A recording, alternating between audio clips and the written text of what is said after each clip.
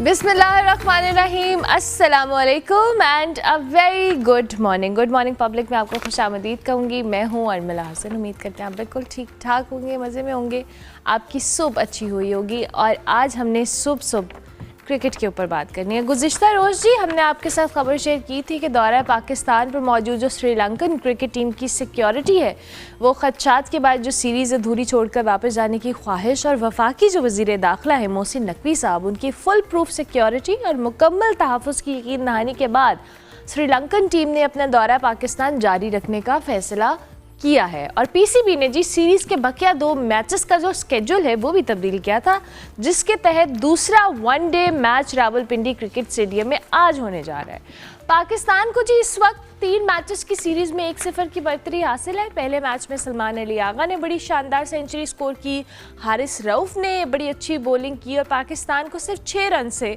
जो कि एक थ्रिलिंग और सनसनीखेज मुकाबले के बाद ये कामयाबी मिली थी। आज रावलपिंडी में जी दूसरा मैच खेला जाएगा और दोनों टीम्स के लिए समहाउ फैसला को अहमियत भी रखता है, क्योंकि इससे डिसाइड होगा कि सीरीज़ की क्या सूरत हाल है। पाकिस्तान जीतकर सीरीज़ अपने नाम कर सकता है, जबकि श्रीलंकन टीम भरपूर कोशिश के साथ मुकाबला करते हुए सीरीज़ बराबर भी कर सकती है।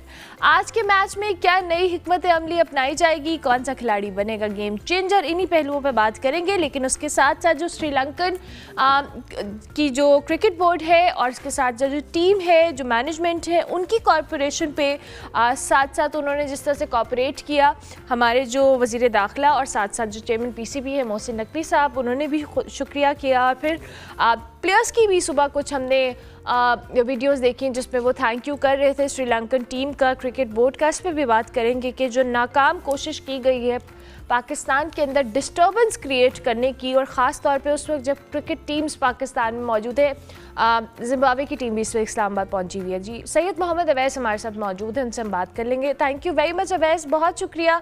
आई hope you are doing well. मेरा पहला सवाल, श्रीलंकन क्रिकेट बोर्ड ने जो बड़ा अच्छा हमारे साथ एक साथ दिया है, दो के पहले वापस जाने की ख्वाहिश का इजहार किया गया था, फिर बातचीत के बाद they supported and we are glad about it. देखिए, एक अच्छी बात है जब आप पाकिस्तान की बात करते हैं तो Pakistan cricket board specifically Mohsin Naqvi साहब हो जाएं, पाकिस्तान ऑब्वियसली गवर्नमेंट है, उन लोगों ने इस केस को बड़ा अच्छे तरीके से हैंडल किया। हिज एक्सीलेंसी जो श्रीलंका के एम्बेसडर बैठे हुए हैं पाकिस्तान में, उनका बड़ा क्रूशियल किरदार था। फिर कल खुद भी आपको पता मोहसिन नकवी साहब कह चुके हैं, जो फील्ड मार्शल हैं, शायद उन्होंने प्रेसिडेंट से बात की थी श्रीलंका से, उनको पूरी यकीन दहानी करवाई थी। जिस तरीके से पूरे सिनेरियो को लेके पाकिस्तान की जो मैनेजमेंट है लेके चली है, एब्सोल्युटली ब्रिलियंट था।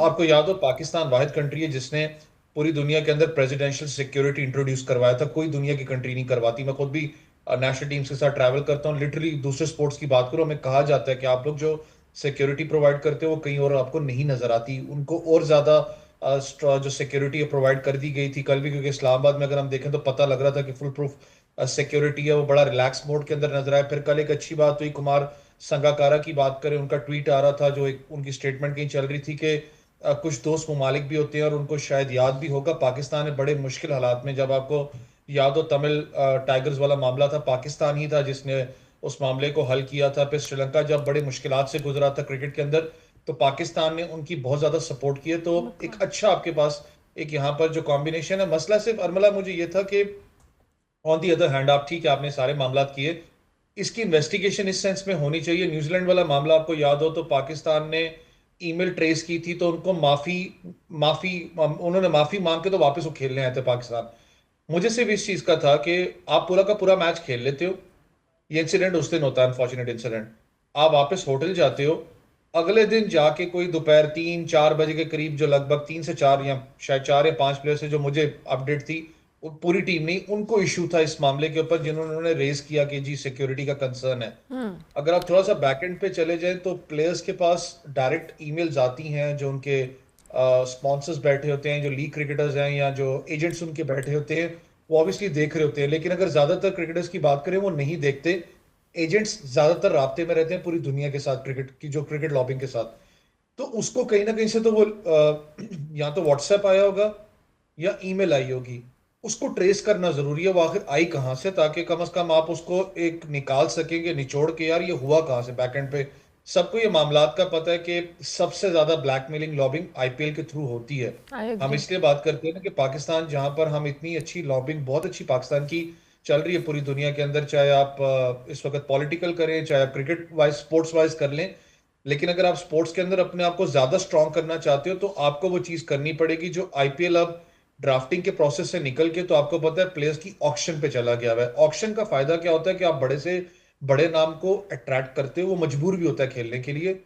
दूसरा, आईपीएल के अंदर एक तरीकाकार है जो सबसे बड़ा ब्लैकमेलिंग का प्रोस्पेक्ट है, वो ये है कि वो कुछ ना कुछ कुछ अमाउंट होती है, आई डोंट नो कितने परसेंटेज है, वो क्रिकेट बोर्ड्स को देते हैं जितने उनके प्लेयर्स खेलने आते हैं। बिल्कुल वो ठीक है। भी एक ब्लैकमेलिंग का, एक लॉबिंग का एक तरीकाकार है। तो आपको वो चीजों पे अब आहिस्ता आहिस्ता काम करने की जरूरत है। वेरस ये बड़ा एक अच्छा डिसीजन है, सिर्फ आपके प्लेटफॉर्म से जितनी ठंड पड़ रही है इस्लामाबाद में, मुझे लाहौर का आइडिया नहीं, क्योंकि लाहौर काफी टाइम से मैं आया नहीं हूँ।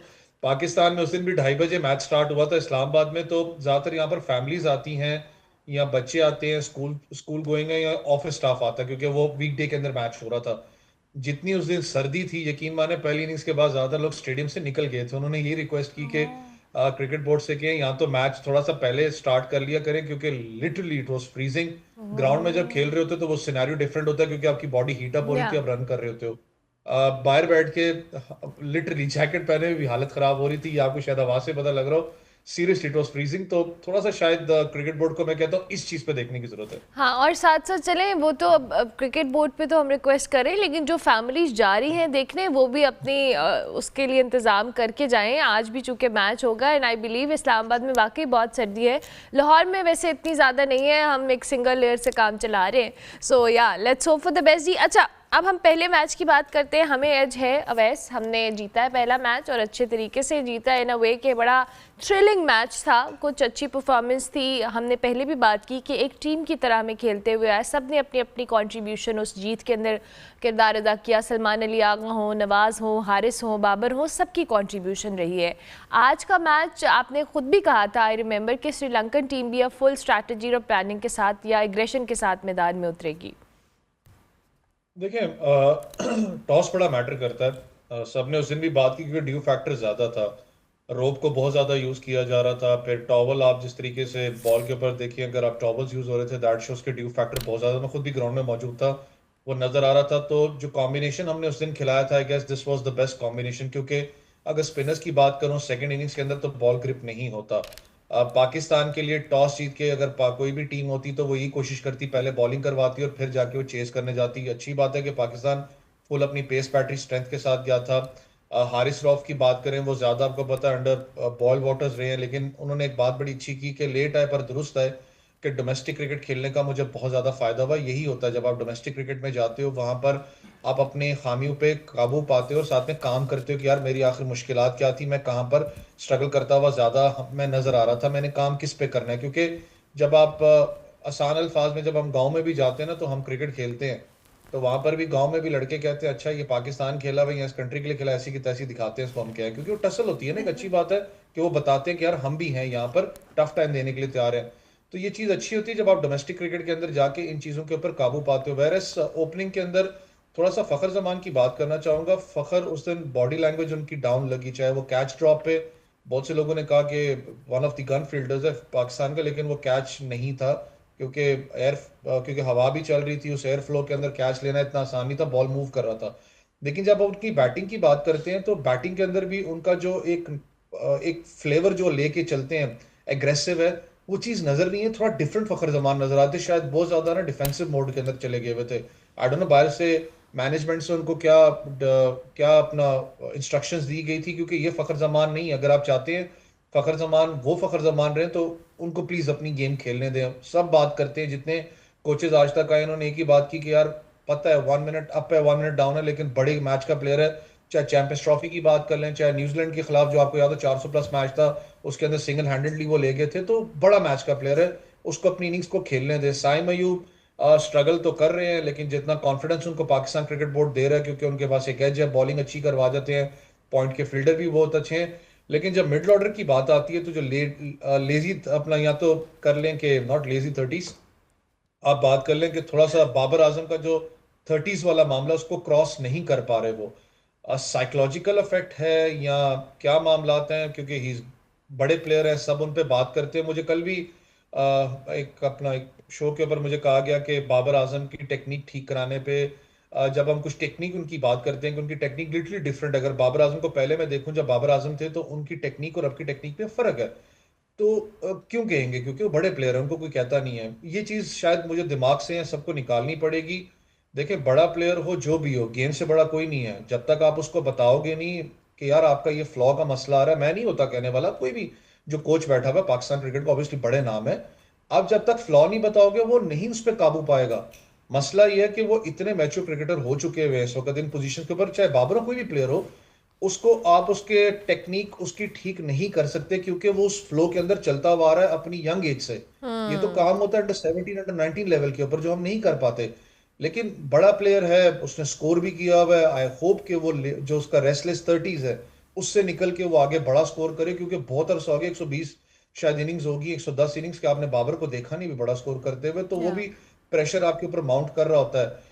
रिजवान की बात करें, रिजवान भी थोड़ा सा मुझे ऑफ कलर जरूर नजर आए, लेकिन फिर वही बात है, वो स्कोर भी अच्छा कर जाते हैं। Back on in the wicket keeping की बात करें, बैक बिहाइंड द स्टैंड्स वो तगड़े हैं।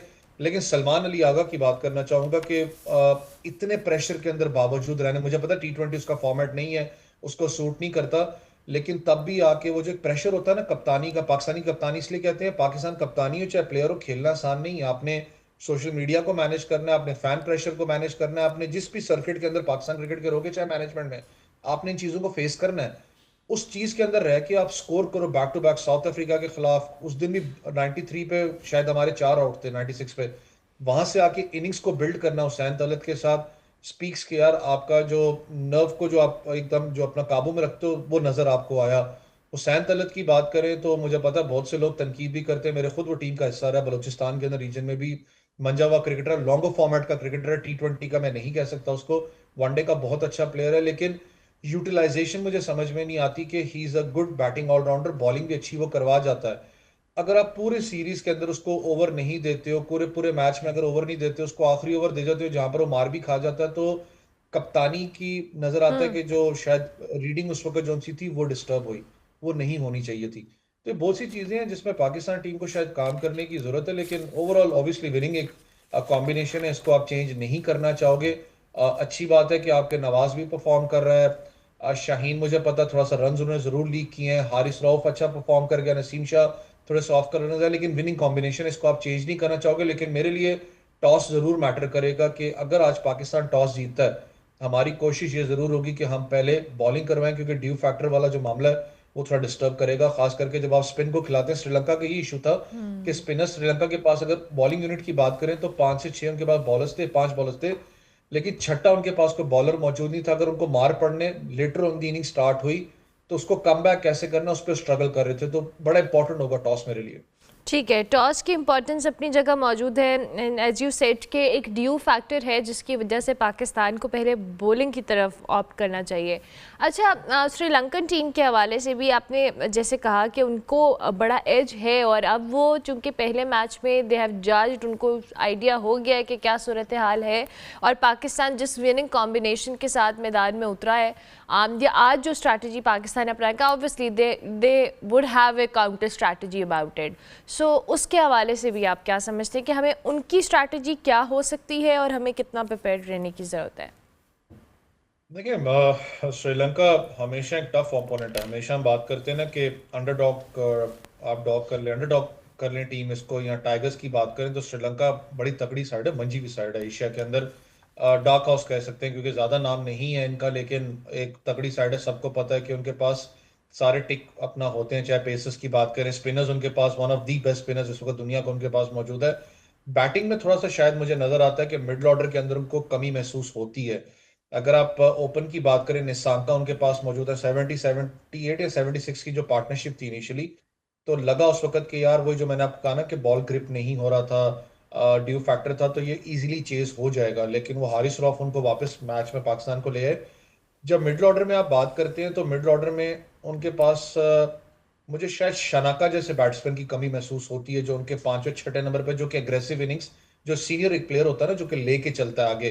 तो उस दिन भी आप अगर मैच में देखें तो वो बाबर आजम का जो माइंड ब्लोइंग जो कैच था, उसने सारा का सारा मोमेंटम चेंज कर दिया। मुझे पता है वो 4 विकेट्स तो अपनी जगह है, लेकिन वो मोमेंटम को बहुत ज्यादा उसने चेंज करके रख दिया। असलांका की बात करें, उनके कप्तान भी रहे हैं, वो कंसिस्टेंट परफॉर्मेंस नहीं दिखा पा रहे। T20 एशिया कप में भी उनकी परफॉर्मेंस बड़ी बुरी थी।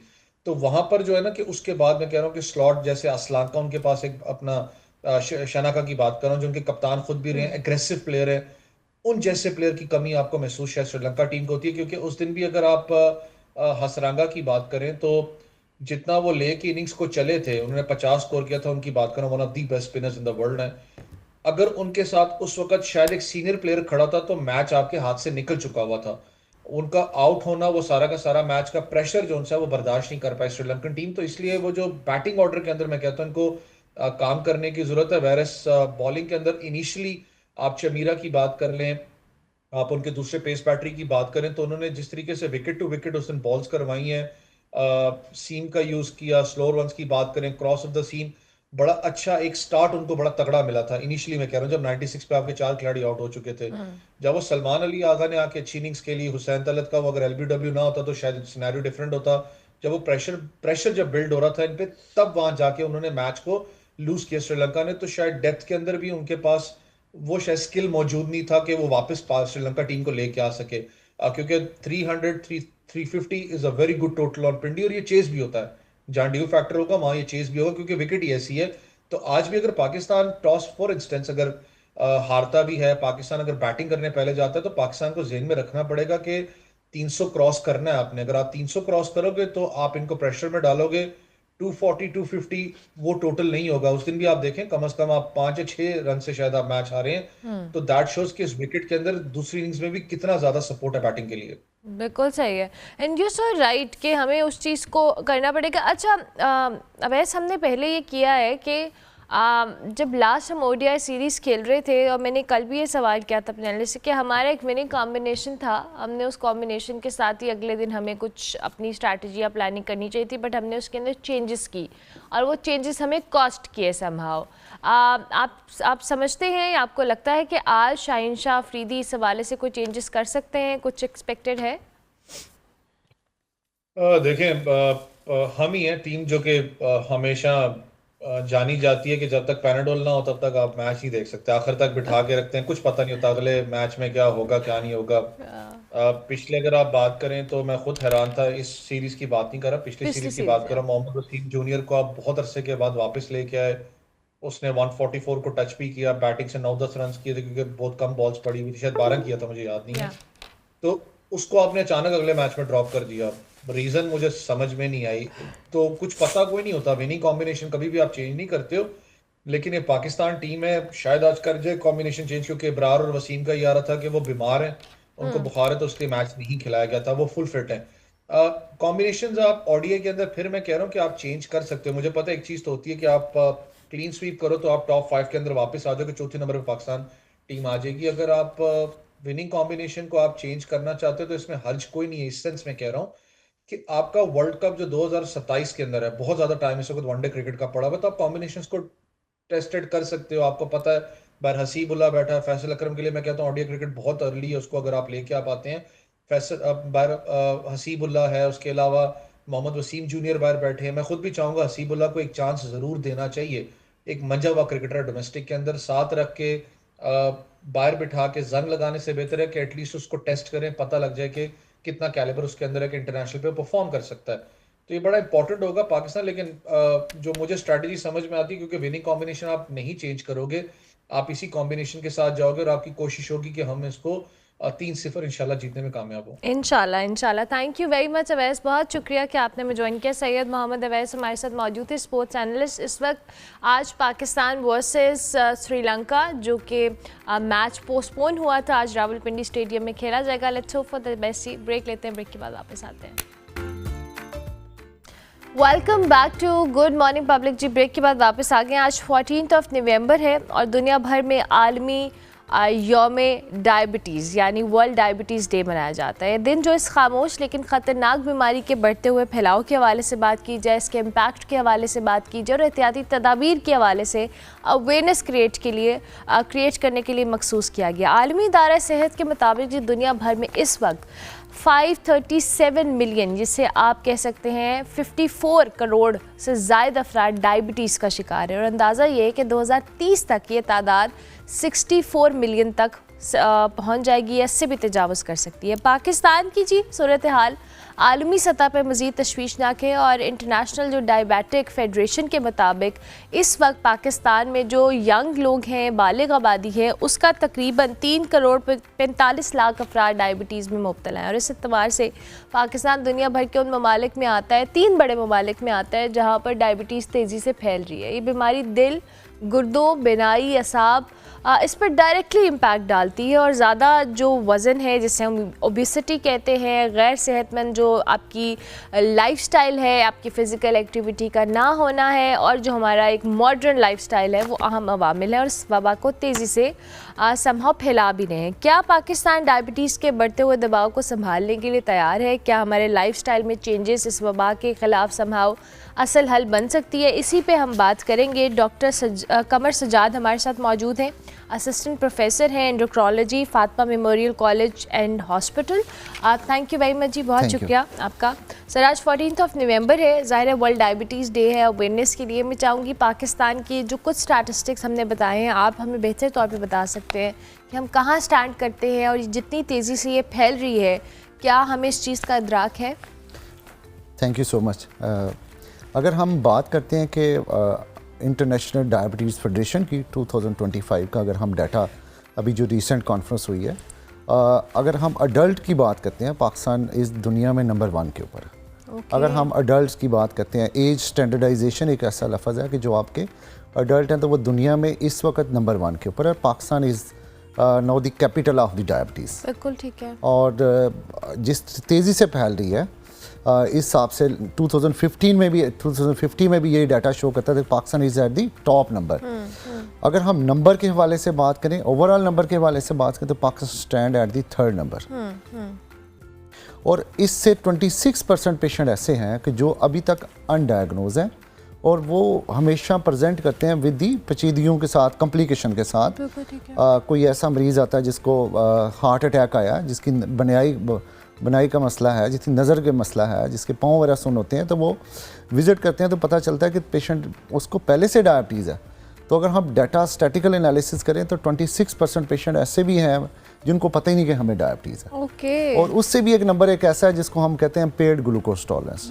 वो भी एक लार्ज नंबर है, वो भी एक कितना ही रिस्क फैक्टर है जितना आप कह सकते हैं दूसरे जो डायबिटीज़ है और दूसरी है। सबसे बड़ी रीज़न पाकिस्तान में ओबेसिटी नंबर 1, फिर हमारे जेनेटिक जीन्स ऐसे हैं जिसकी वजह से, और फिर हमारी डाइट और लाइफस्टाइल ऐसा। ठीक है।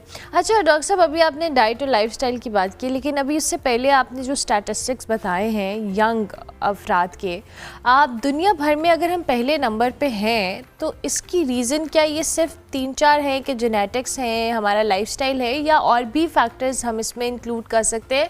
बिकॉज दुनिया में तो ये फैल रही है, लेकिन पाकिस्तान इतना ज़्यादा इसमें तेज़ी से रैपिड ग्रोथ क्यों हो रही है इस डिज़ीज़ की? ये क्या रीजंस पाकिस्तान की एक तो जो 4 बड़े मेन रीज़न मैं आपको बता दूं कि डाइट हमारी ऐसी है जिसमें कार्बोहाइड्रेट, हमारा डे ही कार्बोहाइड्रेट से शुरू होता है, पराठा से, नान से, चनों से। तो एक सबसे, और फिर हमारा सेडेंटरी लाइफस्टाइल कि नाश्ता किया है, बैठना है, अवेयरनेस नहीं है कि आप कितनी वॉक आपको होनी चाहिए। तीसरी चीज़ जो है कि वो ओवरऑल स्ट्रेस, और चौथी चीज़ है आपके जीने। ये 4 फैक्टर ऐसे हैं कि जो पाकिस्तान को दिन ब दिन डायबिटीज़ में, पाकिस्तान के अंदर डायबिटीज़ की प्रेवलेंस बढ़ रही है। बिल्कुल ठीक है। अभी प्री डायबिटिक का जिक्र किया, एक बहुत बड़े नंबर वो है कि जिन लोगों को जो डायबिटीज़ होने के करीब हैं, इसमें भी लोगों को नहीं आइडिया सिम्टम्स क्या हैं जो प्री डायबिटिक हैं, और अगर किसी को डायबिटीज़ जिसको नहीं पता कि उसको है और खुदा न खास्ता उसी कॉम्प्लिकेशन के साथ आता है, तो उसके क्या सिम्टम्स हैं और फ़र्क क्या हम कर सकते हैं? जी, डाटा शो करता है कि जो मोस्ट कॉमन सिम्टम, जो अलामात हैं, वो एसिम्टोमेटिक है, कोई अलामात नहीं आती। ओके। तो अब जो रिकमेंडेशन आई है, अमेरिकन डायबिटीज़ एसोसिएशन कहती है कि जो एशियन है, जिन पे हाई प्रेवलेंस डायबिटीज़ मेलाइटस है, एवरी 30 ईयर, जब भी 30 ईयर की एज हो जाए तो उसमें डायबिटीज़ की स्क्रीनिंग होनी चाहिए। ओके। और ऐसे पेशेंट जैसे जिनके वालिदैन को शुगर है, उनकी 15 ईयर से, इससे भी अर्ली फेज़ में उनकी शुगर की स्क्रीनिंग शुरू हो जानी चाहिए। ओके ओके और जिन लोगों का BMI 25 से ज़्यादा है उनमें स्क्रीनिंग शुरू होनी चाहिए। जो रिस्क के ऊपर है, जिनको और कोई डिजीज़ है, उनमें स्क्रीनिंग। तो स्क्रीनिंग एक ऐसी चीज़ है कि जिसको हम अवेयरनेस के साथ फैला सकते हैं और जिसे हम अर्ली डिटेक्ट कर सकते हैं कि इसको पेशेंट को डायबिटीज़ है। तो क्या लोग स्क्रीनिंग कराते हैं? नो, बहुत अवेयरनेस ना होने के बराबर है। एक डाटा जो ये कहता है कि 50% पेशेंट ऐसे होते हैं, 50% पेशेंट डायबिटिक है, वो फर्स्ट टाइम कॉम्प्लिकेशन पेचीदगी के साथ ही प्रेजेंट करते हैं तो पता चलता है। तब तक लोगों को अवेयरनेस ना होने की वजह से वो ऐसे ही चलते रहते हैं, उनको लाइफस्टाइल मॉडिफिकेशन नहीं बताई जाती, डाइट का नहीं बताया जाता। तो दिस इज़ डेंजरस नंबर हम कह सकते हैं। बिल्कुल ठीक है। और जो डायबिटीज रिलेटेड जैसे अभी हम बात कर रहे थे, आपने ख़ुद भी कहा कि बिनाई के इश्यूज़ हैं, हार्ट रिलेटेड इश्यूज़ हैं, कौन कौन से इश्यूज़ हैं जो ट्रिगर होते हैं इस डायबिटीज़ की वजह से? डायबिटीज़ की वजह से 6 किस्म की कॉम्प्लिकेशंस हैं। एक बिनाई का मसला है, और फिर गुर्दों के मसाइल हैं, फिर पाँव के मसाइल हैं जिसको कहते हैं हम डायबिटिक फुट है। कुछ लोगों को अगर कॉम्प्लिकेशन एडवांस लेवल पे चली जाए तो आपने देखा होगा, लोगों ने देखा भी होगा, पाँव काट दिया जाता है। फिर दिल के मसाइल हैं, फालिज के मसाइल हैं, और आपकी टांगों की शरीयानों का कमज़ोर होने के मसाइल हैं। उससे भी फिर ख़वातीन में उनकी जो मवारी के इश्यूज़ हैं वो आ सकते हैं। मेल के अंदर रेक्टाइल डिसफंक्शन, ये चीज़ें आ सकती हैं उनकी।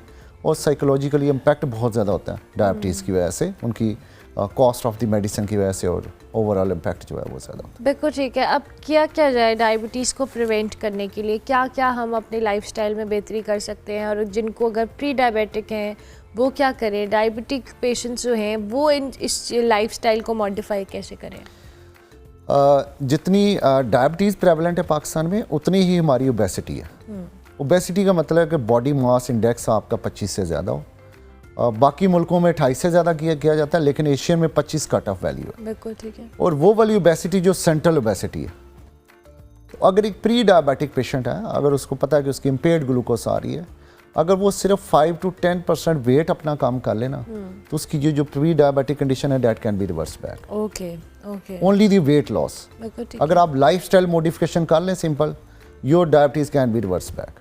ओके, जो प्री डायबिटिक है, प्री डायबिटिक वाले। और जो डायबिटिक वाले पेशेंट्स हैं, जैसे उनके अंदर मॉर्बिड ओबेसिटी है, अगर वो 15% वेट कम करते हैं तो डायबिटीज रिवर्स होने के चांसेस ज़्यादा हो जाते हैं, रिमिशन में चला जाता है, वो ऑफ मेडिकेशन चला जाता है। बिल्कुल ठीक है।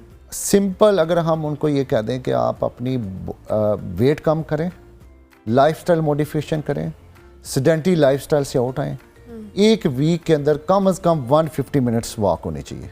150 मिनट्स। Okay okay. और अगर वेट लॉस करना है तो देन इट्स 250 या 300 मिनट्स पर वीक के हिसाब से वॉक होनी चाहिए। बिल्कुल ठीक तो है। ये जो कुछ सिंपल चीज़ें अगर डाइट लाइफस्टाइल को मॉडिफाई किया जाए तो बहुत सारी चीज़ों से हम बच सकते हैं। प्री डायबिटीज़ का कौन सा एज ग्रुप है जो ज़्यादा प्रोन है डायबिटीज़ के? एज ग्रुप जैसे मैंने आपको पहले भी जिक्र किया, अडल्ट्स के अंदर यंग पॉपुलेशन के हम दुनिया में नंबर 1 के ऊपर है। बिल्कुल ठीक है। तो उनमें ओबेसिटी ही उतनी कामल है। ओके ओके ठीक। यही तदाबीर करके, वेट लॉस करके, कार्बोहाइड्रेट्स कम करके, स्ट्रेस मैनेजमेंट करके हम इजीली इस ग्रुप को और अवेयरनेस फैला के इस ग्रुप को हम रिवर्स बैक कर सकते हैं। अच्छा डॉक्टर साहब, अब बहुत सारे लोग जिनको डायबिटीज़ हो जाती है, अब कुछ लोग मेडिकेशन पे होते हैं, कुछ इंसुलिन का इस्तेमाल शुरू कर देते हैं। अब आइडियल क्या होता है कि किस स्टेज के ऊपर आपको डॉक्टर्स, वैसे तो डॉक्टर से आपको कंसल्ट करना है, बट डॉक्टर आपको रिकमेंड करे कि आप मेडिकेशन पे रहें, आपको इंसुलिन पे स्विच करना है? It varies from a person to person. जी, जैसे कि डायबिटीज़ की जो मेन किस्में, और भी बहुत सारी किस्में हैं, तो 2 तरह की टाइप्स हैं डायबिटीज़ की। टाइप 1 डायबिटीज़ है और टाइप 2 डायबिटीज़ है। बिल्कुल ठीक है। टाइप 1 डायबिटीज़ एक ऐसी कंडीशन है जिसमें आपके लबलबाज, जिसको हम पेनक्रियाज कहते हैं, उसके अंदर बीटा सेल्स होते हैं, वो इंसुलिन बनाती है। तो टाइप 1 में वो सारे के सारे डिस्ट्रॉय हो जाते हैं, ख़त्म हो जाते हैं। तो टाइप 1 वाले डायबिटीज़ को हमेशा के लिए इंसुलिन चाहिए, वो रिवर्स बैक नहीं हो सकता। ठीक है। फिर जहाँ तक हमारी बात आती है टाइप 2 डायबिटीज़ की, बॉडी में इंसुलिन है, लेकिन आपके टिश्यू जो सेल हैं वो रेजिस्टेंट है इंसुलिन के एक्शन को, वो उस तरह टेकअप नहीं करते। बिल्कुल ठीक है। इनिशियली जो लोग ओबीज होते हैं, जिनकी अभी स्टार्टिंग ब्लड शुगर लेवल ज़्यादा होते हैं टाइप 2 डायबिटीज़ के अंदर, इनिशियली हम उनको लाइफस्टाइल मॉडिफिकेशन के लिए और ओरल मेडिकेशन के ऊपर। बिल्कुल ठीक है। अगर with the passage of the time with the medicine नहीं कंट्रोल वाला तो we can switch over the insulin. बिल्कुल ठीक है। और टाइप 2 डायबिटीज़ वाले वो मरीज़ जो आते ही एडवांस कॉम्प्लिकेशन के साथ हैं, जिनको पहले से पेचीदगियाँ हो गई हुई हैं, या जिनका वज़न सडनली कम होना शुरू हो गया, या एक टेस्ट होता है जिनका HbA1c लेवल हम कहते हैं कि 3 महीने की एवरेज ब्लड शुगर लेवल हम कहते हैं उसको, अगर वो 10 से ज़्यादा, तो हम स्ट्रेट वे शुरू से ही इंसुलिन पे जा सकते हैं। बिल्कुल ठीक है। और इंसुलिन सेफ है, और अब तो मेरे ख्याल से बहुत सारे, बिकॉज आई नो कि मेरे फादर इन लॉ कहते हैं कि मेडिकेशन से ज़्यादा मुझे इंसुलिन ने समहाउ हेल्प किया है। हाँ, इंसुलिन ये करती है कि एक नेचुरल हार्मोन है। हाँ। ये बहुत बड़ा मिथ है। मैं अपने नाजरीन को बताना चाहूँ कि बहुत सारे लोग कहते हैं कि ये फाइनल टर्म है, अब इंसुलिन लग गई है तो अब हमारा पता नहीं क्या हाँ, होगा। ये मैंने ये बहुत बहुत बुरा मिथ है। अच्छा, ओके। तो आप ये मैं इंसुलिन से मेडिकेशन पे आ सकते हैं? आ सकते हैं, इजीली आ सकते हैं। मेरे ऐसे पेशेंट्स हैं, ऐसे हमारे पेशेंट्स आते हैं जो कि 40-70 यूनिट्स इंसुलिन लगा रहे हैं और अब इनकी इंसुलिन बंद है। अच्छा, ओके। ये ऐसी बात नहीं है कि हमने एक दफ़ा इंसुलिन लगा दी। ये बहुत ज़्यादा होता है कि मरीज़ों को डॉक्टर साहब इंसुलिन तो एक आखिरी हल है, हम तो इसके बाद नहीं, पता नहीं हमारे साथ क्या होगा। या। तो लोगों को ये अवेयरनेस देनी कि आप इजीली इंसुलिन भी आपकी ऑफ हो सकती है। बिल्कुल ठीक है। इन द एंड हमारे प्लेटफॉर्म से डॉक्टर साहब कुछ भी कहना चाहें आज के दिन की मुनासबत से और लोगों की अवेयरनेस के लिए? मैं अपने नाज़रीन से ये कहना चाहता हूँ कि जितने 30 ईयर्स के लोग हैं, जिनके फैमिली में डायबिटीज़ है, जो हाई रिस्क के ऊपर हैं, जिनकी ओबेसिटी है, please screen your blood sugar level, क्योंकि हमारी स्क्रीनिंग ही हम टाइमली इस चीज़ को हम प्रिवेंट कर सकते हैं, पेचीदगियों से बचा सकते हैं। और स्ट्रेस मैनेजमेंट एक बहुत बड़ा फैक्टर है कि हम अपनी बॉडी की लाइफस्टाइल को, अपनी वेल बीइंग को, अपनी बॉडी को टाइम दें, अपनी वेल बीइंग के लिए ख्याल रखें। Thank you so much. Thank you very much doctor साहब, बहुत शुक्रिया कि आप तशरीफ़ लाए। डॉक्टर कमर सजाद हमारे साथ मौजूद थे जी। और आज वर्ल्ड डायबिटीज़ डे है, उसके हवाले से डॉक्टर साहब ने हमें बताया कि किस तरह से लोगों को अपने लाइफस्टाइल को बेहतर करना है, अपनी लाइफ में अंदर कुछ चेंजेस लेकर आनी है। ओबेसिटी एक बहुत बड़ा फैक्टर है, और फिर डायबिटीज़ समहा बहुत सारी बीमारियों की जड़ है। आपको पहले इसको, रूट कॉज को एड्रेस करना है। ब्रेक लेंगे, ब्रेक के बाद वापस आएंगे।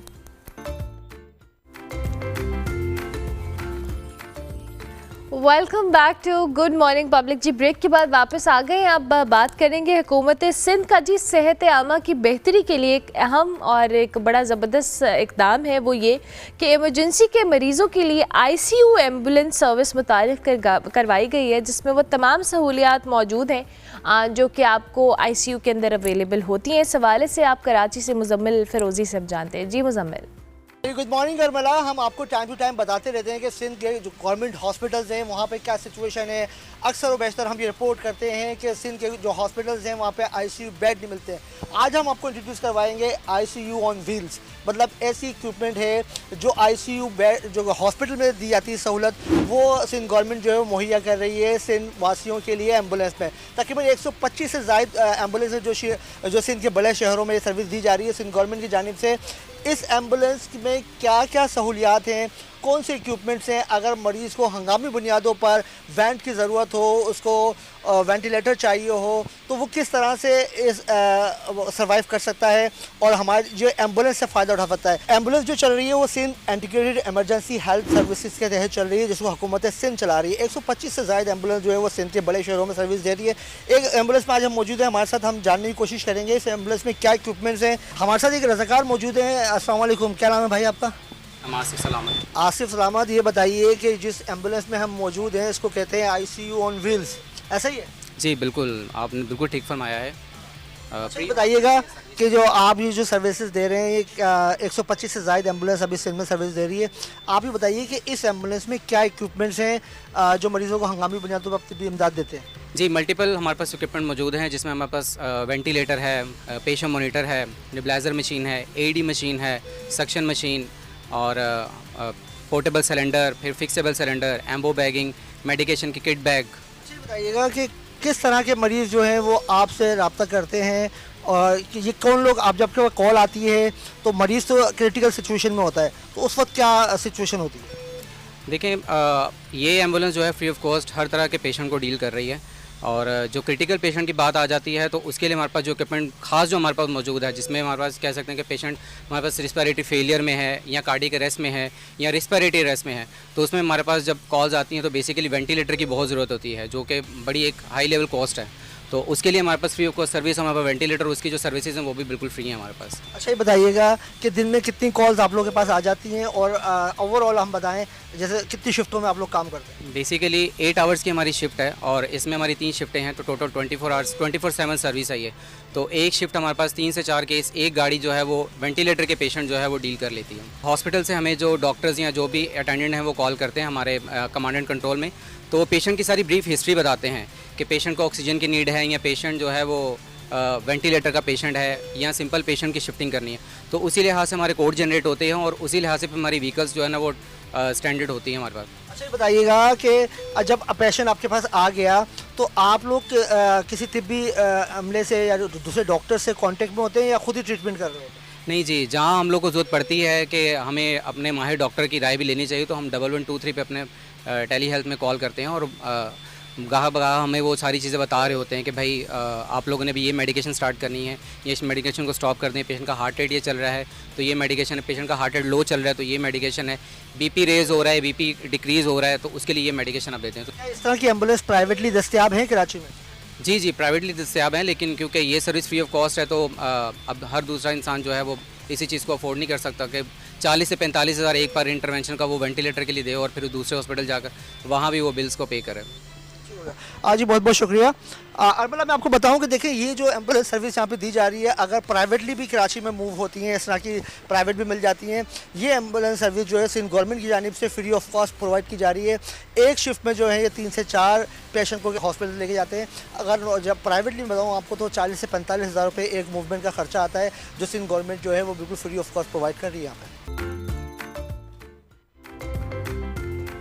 Welcome back to good morning public ji. Break के बाद वापस आ गए हैं। आज हमारे साथ मौजूद हैं जी अरूशा सईद, जिन्होंने रियाद में जो छठे इस्लामी यकजहती खेल हैं इसमें 2025 में एक हिस्ट्री क्रिएट की है। उन्होंने ख़वातीन की 57 किलोग्राम कैटेगरी में जो कि कुराश जो एक स्पोर्ट है, अब मैं इस हवाले से थोड़ी ख़ुद भी इतनी वेल अवेयर नहीं हूँ, लेकिन हम अरूशा से जानने की कोशिश करेंगे व्हाट इज़ कुराश। इन्होंने जी इस सारे कंपटीशन के अंदर कांसी का तमगा जीता है, ब्रॉन्ज मेडल जीता है, जो कि ना सिर्फ पाकिस्तान का इस इवेंट में पहला मेडल है बल्कि समहाउ पाकिस्तानी ख़वातीन खिलाड़ियों की जो बढ़ती हुई स्ट्रेंथ है, आलमी सतह पर इनकी रिकग्निशन है, उसका भी एक साइन है कि बहुत बेहतर हो रही है।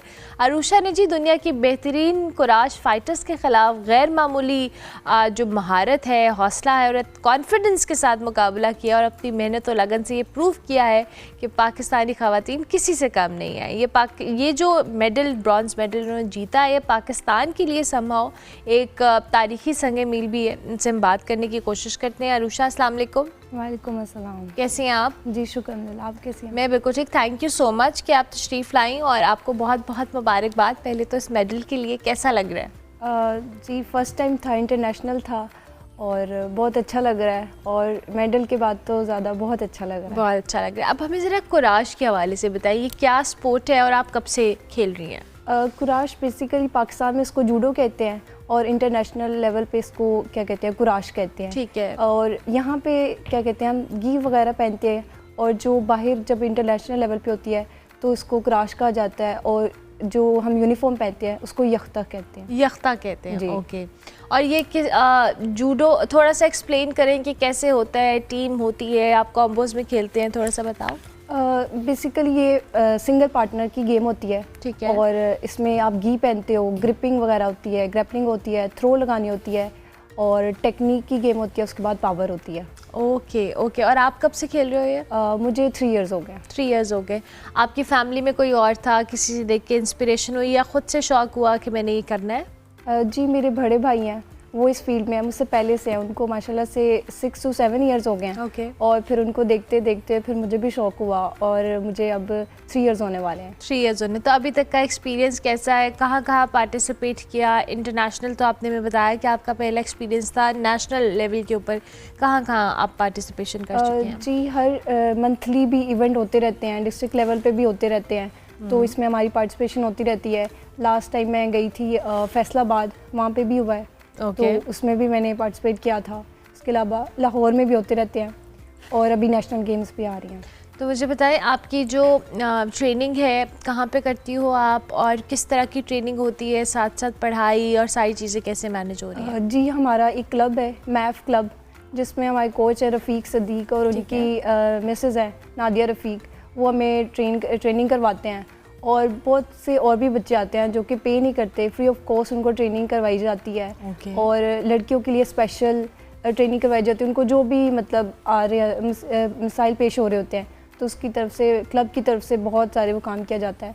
और हमें स्पॉन्सरशिप कोई भी नहीं था, तो ये हमने खुद से किया है, हमारे क्लब वालों ने किया है, स्पेशली सर रफ़ीक ने, उन्होंने अपने ओन पे आपको रियाद भेजा इसमें पार्टिसिपेट करने के लिए। ठीक है, और कितने और प्लेयर्स गए थे या you were the only one? सिर्फ मैं ही थी। सिर्फ आप ही थी। तो आप मुझे बताओ कि ट्रेनिंग जहाँ पे आप कर रही हो वहाँ पे कितनी तादाद में बच्चियाँ हैं आप जैसी, या कोई किस तरह, कितने अमाउंट में स्टूडेंट्स हैं नंबर्स में? छोटे बच्चे 3 ईयर से लेके, और फिर मैक्सिमम गर्ल्स की टाइमिंग भी होती है, गर्ल्स भी होती हैं उसमें, बॉयज़ भी होते हैं, और बहुत सारे मतलब मिक्स मार्शल आर्ट्स भी है उसमें। क्या कहते हैं, जूडो तो हम करते ही करते हैं, उसके अलावा taekwondo, kick boxing, mix martial arts और MMA, ये सब कुछ है। बिल्कुल ठीक है। तो अब आपने आगे कहाँ सोचा है, क्या करना है आगे जाके? कोई ऐसा कंपटीशन है जिसमें पार्टिसिपेट करना है? जी, मेरी यही ख्वाहिश है कि अब इंशाल्लाह नेक्स्ट टाइम मैं गोल्ड लूँ और इंटरनेशनल लेवल पे लूँ, और पूरी मेहनत करूँ, और मेरे कोच भी बहुत मेहनत कर रहे हैं, और पाकिस्तान का नाम रोशन करूँ, और अपने कोच का और अपनी फैमिली का। आपने किया है पाकिस्तान का नाम रोशन, हमें ज़रा ये बताएं, ये मेडल आपका पड़ा हुआ है? जी। और इसके साथ क्या है ये एक टेडी बियर टाइप का ही है, ये उनकी एक है, उन्होंने इसके साथ वो इसके साथ दिया है? ओके। और ये आपका मेडल है जो भी आप जीत कर आए हैं, ज़बरदस्त। अच्छा मुझे बताया, आपकी फैमिली में आपके भाई तो ये इस स्पोर्ट के अंदर हैं, वैसे ओवरऑल सपोर्ट कैसी है? मेरे बाबा की बहुत सपोर्ट है मुझे, फैमिली में भी सबकी है, और सबसे ज़्यादा मेरे बड़े भाई हैं जो मुझसे, उनकी ज़्यादा थी कि वो पहले थे तो उनको देख के मुझे ज़्यादा शौक़ होता था, तो फिर मैंने भी इस फील्ड को चूज़ किया। चलें, ज़बरदस्त। इन द एंड हमारे प्लेटफॉर्म से कुछ भी कहना चाहें आप, कैमरा इज़ ऑल योर्स। जी, मेरी गवर्नमेंट से अपील है, और स्पेशली मरीम नवाज़ साहिबा से, कि बाकी जैसे स्पोर्ट्स को वो कर रही हैं, और इसी तरह मिक्स मार्शल आर्ट्स को, और जो इस फेडरेशन को, इसको भी सपोर्ट किया जाए, और हमारे क्लब को ही नहीं, बाकी जो कि दूसरे क्लब्स हैं उनको भी सपोर्ट किया जाए, जिनको ज़रूरत है इसकी। स्पॉन्सरशिप के बहुत से इश्यूज़ हो रहे होते हैं, जिसकी वजह से प्लेयर्स आगे नहीं बढ़ पाते, और हमें एक स्मूथ माहौल दिया जाए ताकि हम आगे बढ़ सकें। जो कि बच्चे आगे बढ़ना चाहते हैं, स्पॉन्सरशिप की वजह से वो रुक जाते हैं, उनको मौका दिया जाए कि वो आगे बढ़ें और मुल्क का नाम रोशन करें। ज़बरदस्त, थैंक यू वेरी मच अरूशा, बहुत शुक्रिया। और आपकी जो आपने अभी रिक्वेस्ट किया, हम ख़ुद भी सबसे यही रिक्वेस्ट करेंगे आपके बिहाफ पे भी कि ये बच्चियाँ अपने उन पे इतना ज़बरदस्त खेलती हैं, जाती हैं। अगर आप CM पंजाब इस हवाले से बड़ा अच्छा काम कर रही हैं, तो आप इस फेडरेशन की तरफ भी तवज्जो दी जाए, और इन बच्चियों को भी सपोर्ट मिले ताकि ये इंटरनेशनली और ज़्यादा जाकर खेले और पाकिस्तान का नाम रोशन करें। थैंक यू वेरी मच, बहुत शुक्रिया। अरूशा हमारे साथ मौजूद थी जी। अब मुझे ब्रेक पर जाना है, लेकिन ब्रेक पर जाने से पहले हम भावलपुर का जिक्र करेंगे, जो अपनी तारीख़ और सकाफ़त की वजह से दुनिया भर में अपनी एक अलग पहचान रखती है। इसके आखिरी फरमानवाज नवाब सर सादिक मोहम्मद ख़ान अब्बास पंजम की जो शाही गाड़ियाँ हैं, वो आज भी बहावलपुर म्यूज़ियम में वक्त के पहियों पर तारीख़ का सफ़र तय कर रही हैं। आपको इस हवाले से हम दिखाते हैं रिजवान सुमरू की रिपोर्ट। ये है भावलपुर का तारीखी म्यूजियम। यहाँ मौजूद है नायाब गाड़ियाँ। भावलपुर के नवाब सर सादिक मोहम्मद खान अब्बासी पंजम के शाही ज़ौक़, शान शौकत और उस दौर की सनती तरक्की की झलक पेश करती हैं। कहा जाता है कि नवाब सर सादिक मोहम्मद खान अब्बासी पंजम अपनी शाही गाड़ियों को सिर्फ प्रोटोकॉल के लिए ही नहीं बल्कि रफाही कामों में भी इस्तेमाल करते थे। नवाब साहब ने इस गाड़ी पे खुद सफर किया है, और सबसे इसकी हैरानकुन बात ये थी कि नवाब साहब ने खुद इस गाड़ी में इराक तक सफर किया है, और जब मैंने इस गाड़ी को देखा तो मुझे इसकी जो बॉडी है वो वुड की नजर आई। रियासत भावलपुर के सुनहरी दौर में यही गाड़ियाँ गवर्नर जनरल पाकिस्तान, गैर मुल्की सफीरों और शाही मेहमानों के प्रोटोकॉल का हिस्सा रही हैं। फोर्ड वुडी स्टेशन वैगन है जो 1930 से बिलोंग करती है। इसको वुड और मेटल के कॉम्बिनेशन से बनाया गया है, और इसको इराकी वैगन भी बुलाया जाता है। ये शाही गाड़ियाँ सिर्फ माजी की याद नहीं बल्कि भावलपुर की तहजीबी शनाख्त का मुस्तकिल इस्तिआरा है। कैमरा टीम के साथ रिजवान सोमरो, पब्लिक न्यूज भावलपुर।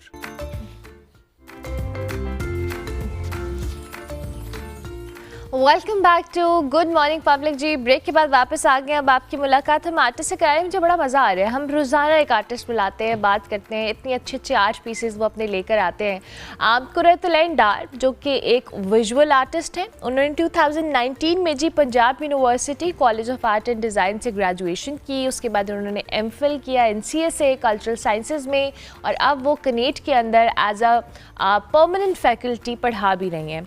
आप थोड़ा सा हम इनके काम के हवाले से बताएं तो ना सिर्फ नेशनल लेवल के ऊपर बल्कि इंटरनेशनली भी या इनके काम की रिकग्निशन हुई है, जिसमें नेशनल म्यूज़ियम ऑफ तंजानिया में भी इनका काम शामिल है। 2023 में अर्जुमन पेंटिंग अवार्ड इन्होंने फर्स्ट प्राइज़ जीता। फिर इनका जो फ़ंड है वो नॉर्वे की एक बड़े मारूफ मैगज़ीन फेट मैगज़ीन में भी नुमाया हुआ। वो सिर्फ आर्टिस्ट नहीं है बल्कि हमने आपको जैसे बताया कि MPhil कल्चरल स्टडीज़ भी कर चुकी हैं, और मैंने उनके कनेट के जो टीचिंग वाला एक्सपीरियंस है उसके हवाले से भी बात की है।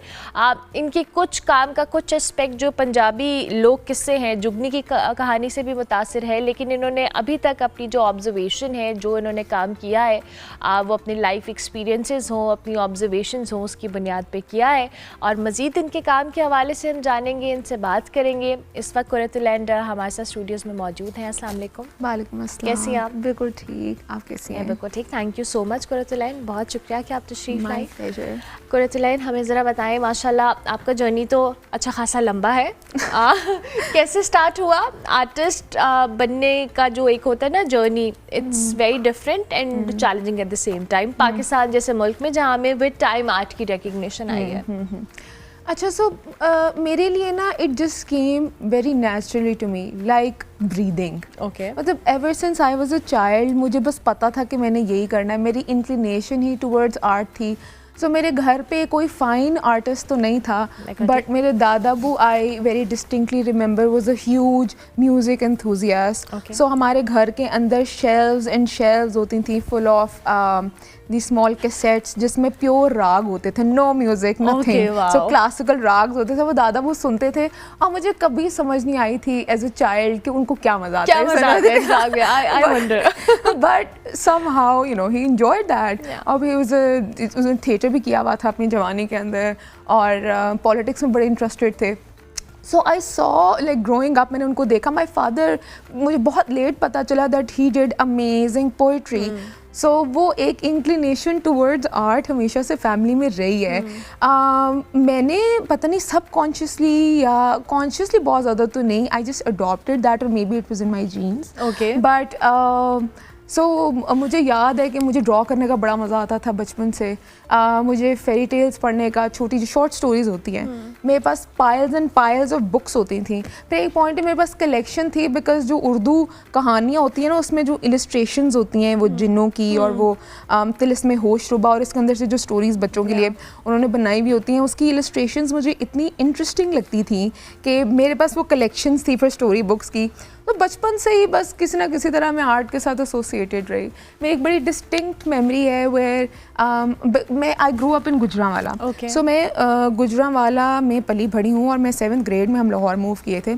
सो तब मैं बहुत छोटी थी, और मैं अपनी अम्मा के साथ एक दफ़ा लेटी हुई थी, और हम ये कॉन्वर्सेशन कर रहे थे, और मैंने कहा कि अम्मा, मुझे ना आर्ट करने का इतना मज़ा आता है, और मैं दिल करता है कि बस मैं यही करूँ, मैं यही पढ़ूँ। और मुझे ये भी नहीं पता था कि पढ़ना भी, आर्ट पढ़ भी सकते हैं। एंड मैं अम्मा टोली से आप पढ़ सकते हैं, आपको पता है आप लाहौर में एक कॉलेज है NCA, वहाँ पे आप आर्ट एक्चुअली पढ़ सकते हैं। And I remember as a kid I was so relieved कि अच्छा बस तो कुछ तो है, part of education. Okay, yes. So वो तब से बस आई जस्ट न्यू। फिर मैं I was not very good in other subject, I was good in bios, okay in English, and like I liked literature, and you know, but art was something that, you see, maths मेरा बहुत बुरा था, बहुत बुरा था शुरू से। Chemistry, physics मुझे बहुत ज़्यादा समझ नहीं आती थी। So I just knew that this is what I want to do with my life शुरू से ही। Okay, that's interesting. सो अभी मुझे ये बताएं कि आपका, since you are visual artist, और अभी आपका काम किस तरह से, आपकी इंस्पिरेशन क्या होती है अपने काम को लेकर, और ज़्यादा आपने उसको डाइवर्सिफाई किया या नहीं, आप लिमिटेड हो एक ही साइट पे अभी? अच्छा, सो जब मैं काम के बारे में सोचती हूँ ना, तो मेरी इंस्पिरेशन हमेशा मेरे सराउंडिंग से ही आती है समहाउ। सो जब मैंने एक्चुअली बहुत कॉन्शियसली एक तरह का बॉडी ऑफ वर्क डेवलप करना शुरू किया मेरे थीसिस के टाइम के अराउंड, तो somehow I don't know, I went back to Gujranwala और ग्रोइंग अप ना वहाँ पे बड़े इंटरेस्टिंग कैरेक्टर्स थे अराउंड मी. सो मैं चूँकि कहानियाँ पढ़ती थी, मेरा ख्याल है, तो मैं अपने इर्द गिर्द जो लोग थे ना उनको भी कहानियों की तरह ही देखती थी. सो एक हमारे सामने एक उसमें सैड स्टोरीज भी थी. देयर वाज कैरेक्टर जिनको हम कहते थे शहजादा चाचू. सो वो एक गली में रहते थे एंड ही वाज अ दर्जी, बट मुझे किसी को नहीं पता था, at least that's how I envisioned it. बाद में पता चला कि लोगों को पता था कि वो कहाँ से आए हैं. उनकी कोई फैमिली नहीं थी, कभी किसी के घर रह रहे हैं, कभी किसी के घर रह रहे हैं, किसी के घर से खाना खा रहे हैं, दुकान में सो रहे हैं. बट वो मुझे लगता था ही और फिर नाम शहजादा है, so शहजाद था, उस शहजादा कहते थे. So he was a prince with no, कोई लैंड नहीं था जिसका वो प्रिंस था, but he was a prince. और फिर वो ही नेवर मैरिड, लेकिन वो कपड़े इतने वो नहीं माया वाले जो होते हैं, और रंग बिरंगी शलवार कमीज, और वो he was always drenched in the most expensive of perfume. But his entire personality, it was so interesting to me how, you know, there was a sense of loneliness also, but then it never, वो सामने कभी आई नहीं उस तरह से, but वो बड़े interesting veg के अंदर मेरा ख्याल है वो उनकी पर्सनालिटी में ना वो होती थी. हमारे सामने आई रिमेंबर एक नेबर्स थे, सो उनकी एक आंटी थी हु हैड ऑलवेज बिन सिक. मैंने कभी उनकी शक्ल भी नहीं देखी थी, सिर्फ एक वो जब मैं खिड़की में जाती थी ना, एक वो हाय हाय की आवाज़ आती थी, वो कांस्टेंट एक ग्रोइंग अप मेरे ना दिमाग के अंदर वो एक बैकग्राउंड में वो नॉइज़ चल रही है वट एवर यू डूइंग. सो वो अजीब सा एक बड़े बहुत इंटरेस्टिंग से कैरेक्टर्स थे. फिर से शेर का मेरे काम के अंदर हमारी दीवारों के ऊपर वो गंदे वाली वो जो होती है ना, I don't know what it's called, like वो फैब्रिक के फाइबर्स से होते हैं, वो दीवार पे चिपकाते हैं, उसके साथ शेर बने हुए हैं, बिकॉज उसकी पॉलिटिकल कॉनोटेशन इतनी स्ट्रॉन्ग है पाकिस्तान के अंदर. इसके अलावा भी शेर के बहुत सारे सिंबॉलिक मीनिंग्स हैं. So and then I live near Sheranwala Bagh. So अच्छा, okay, so that you can relatable हो रहा था सब कुछ. एग्जैक्टली. सो वो फिर यहाँ भी लाहौर में भी मेरे BFA के टाइम में भी वो जब इंस्पिरेशन चाहिए होती थी ना, नेचुरली आई वुड जस्ट, मैं अनारकली में निकल गई हूँ and I am just like walking around and I am observing interesting characters around me, और जो मुझे इंटरेस्टिंग लग रहा है उसकी फ़ोटो. जैसे एक टॉय स्टोर के अंदर आई रिमेंबर एक दफ़ा टॉय शॉप सी थी छोटी सी, and there was this baba ji with very like stern expressions and like you know बड़ी वो हैवी बॉडी एंड दाढ़ी, और बड़े वो मुदब्बर किस्म के आदमी थे. And he was sitting inside a toy shop, और वो उनके यहाँ से वो लटक रहा है, कोई वो बच्चों का टेलीफोन लटक रहा है, यहाँ से कोई डॉल लटक रही है. एंड वो such an interesting visual for me कि वो इतने stern and then the contrast वो इतना मज़ेदार था. तो इस तरह की चीज़ें, कोई साइकिल्स की कॉम्पोजिशन जिस तरह की है, वो 3-4 एक दूसरे पे स्टैक हुई हैं. Dogs in your artwork as well. So tell us about it. Are you an animal right activist or something like that? Not like in a very professional capacity, but I do have, you know, I love animals and I love dogs. So मेरी personal उनके साथ connection है. I had a dog for a really long time. बच्चा था इतना सा, उसे मैंने पाला बड़ा किया. 2 थे, फिर one died, the other one stayed with me for a really long time. So एक personal association भी थी. मुझे डॉग्स के बारे में एक बड़ी इंटरेस्टिंग चीज़ लगती है कि उसमें ना बड़ा कॉन्ट्रडिक्शन बहुत ज़्यादा है. वह एक तरह से डॉग सोसाइटी में परसीव होता है एज अ वेरी लॉयल और लविंग किस्म का कंपेनियन वाली भी उसे फीलिंग आती है, but then there is a sense of fear also. तो लोग people are very afraid of dogs also. वो जो ड्यूअलिटी है ना, वो मुझे इतनी इंटरेस्टिंग लगती है. और मेरी हर पेंटिंग के अंदर ना वो डिफरेंट तरह से वो डॉग अपीयर हो रहा होता है, डिफरेंट कैपेसिटी के अंदर, डिफरेंट मूड्स के अंदर, डिफरेंट ब्रीड्स के साथ. सो वो मुझे बड़ा इंटरेस्टिंग लगता है उसको वो करना.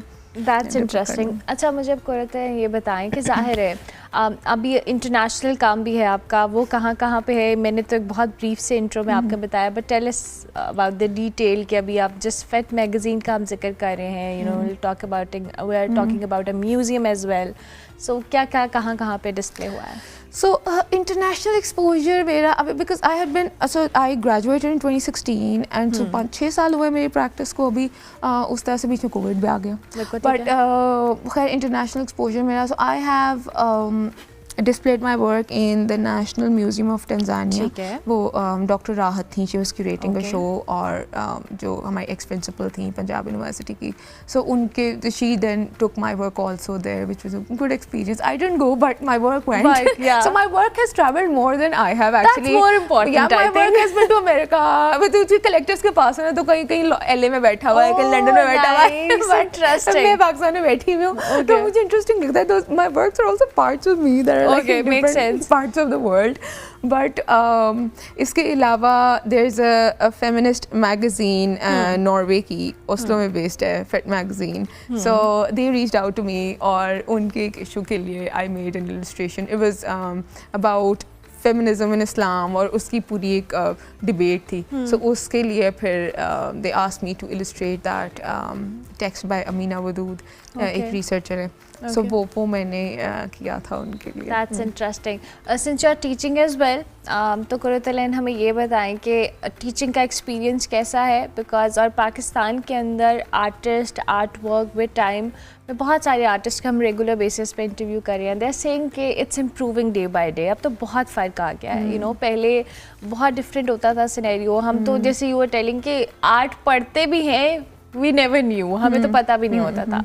So it's getting better day by day, but how's your experience towards it? मैं आपको पर्सनली बताऊं तो मुझे लगता है कि जो क्रिएटिविटी है ना, ये इतना बड़ा जुल्म है कि creativity we have only limited it to the art education. बिल्कुल ठीक है. क्रिएटिविटी, आप जिस भी फील्ड में जाएं, creativity is important. You can't be a good engineer if you are not creative. You can't be a good doctor if you are not creative. You can't be a good scientist if you are not creative. So creativity जो है ना, मुझे लगता है कि वो बचपन से स्कूल लेवल से आपको कल्टिवेट करनी चाहिए, बजाय इसके कि आप एक रट्टा सिस्टम पे 14 नुकात याद करने पे बच्चे को ज़्यादा आपने फोकस कराया हुआ है, and not like using your brain and problem solving skills जो हैं उनसे इक्विप करना चाहिए. स्कूल लेवल, प्राइमरी लेवल से स्टार्ट करना चाहिए. आई थिंक वो एजुकेशन में एक चेंज आना बहुत ज़रूरी है पाकिस्तान के अंदर, और ये हो रहा है. आपके जो प्राइवेट स्कूल्स हैं, जो अमीर लोग हैं, उनके बच्चों को तो वो एक्सपोजर मिलता है, लेकिन जो आपके गवर्नमेंट स्कूल्स हैं और एक ख़ास किस्म की जो क्लास है, उनके पास ये नहीं होता एक्सेस इन चीज़ों का. सो उसको रिवाइज़ करने की बहुत शदीद ज़रूरत है. यूनिवर्सिटी लेवल के ऊपर आई फील येस. सो जहाँ मैं पढ़ा रही हूँ, of course with changing times जो करिकुलम है उसमें भी चेंजेस आते रहते हैं. You are incorporating new things. So you know, like they hired me, I have a background in cultural studies also. So I am bringing that education, that kind of exposure and that kind of knowledge into than my art practice and my teaching practice as well. So वो उस तरह से उसमें changes आते रहते हैं, और मुझे बड़ा इंटरेस्टिंग लगता है स्टूडेंट्स के साथ इंटरेक्ट करना. जब मैंने पढ़ाना शुरू किया, वो एक whole other kind of experience था. और वो स्टूडेंट्स फिर the kind of ideas that they bring, और फिर उन पे जो पूरी एक हेल्दी कॉन्वर्सेशन होती है, एंड इट्स वेरी, मुझे तो बड़ा इंटरेस्टिंग लगता है, like intellectual conversations and really you know equip. फिर यू सी देयर जर्नी कि अच्छा एक चीज़ फिर आपने उनको सिखाई, and then they're getting better and better and better. So it's extremely rewarding, और बड़ी खुशी होती है कि एटलीस्ट आपने कुछ किसी की ज़िंदगी में पॉजिटिवली इम्पैक्ट किया है. That's very amazing. अच्छा, अब मुझे थोड़ा सा और बताएं अपने आर्ट. अब बहुत सारे आर्टिस्ट की ख्वाहिश होती है कि वो कुछ एक्सपेरिमेंटल करें, कुछ नया करें, अपने आर्ट को मज़ीद एक्सपैंड करें. So since you are working, तो क्या कभी ऐसी चीज़, कोई एक्सपेरिमेंटल चीज़ that turned out to be really good? So experiments मैंने अपने BFA में बहुत किए. मैंने I made a small, so sculpture की मुझे एक लिमिटेड ही वो थी, बिकॉज BFA के लेवल के ऊपर आपको बेसिक्स ही सिखाते हैं. सो मैंने एयर ड्राई क्ले के साथ, I remember I made a live sculpture of my mother, a very small art doll that I am still very proud of. So it was like very very fat and very cute and sitting like you no वो legs cross करके. सो बड़ा cute था. But other than that, I think yes, I have experimented with print making also. I have in my own work, मुझे लगता है कि वो ना ट्रजेक्ट्री आपकी मैंने कभी फोर्स नहीं किया अपने आप को कि मैंने मटीरियल एक्सप्लोरेशन, मैंने एक्सप्लोरेशन करनी है.